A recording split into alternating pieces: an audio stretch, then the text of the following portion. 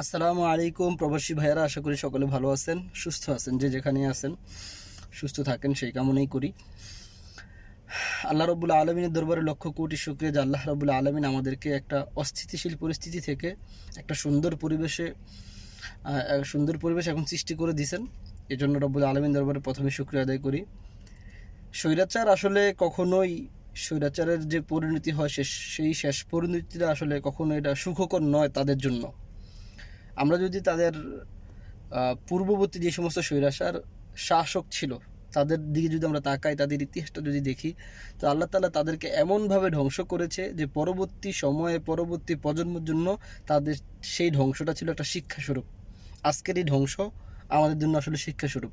প্রত্যেকটা জিনিসের একটা শেষ আছে, কিন্তু যখন সেই জিনিসটা অতিরঞ্জিত হয়ে যাবে তখন আল্লাহ তাআলা তখন এমনভাবে ধ্বংস করে দেয় যে সমস্ত মানুষের জন্য সেটা শিক্ষা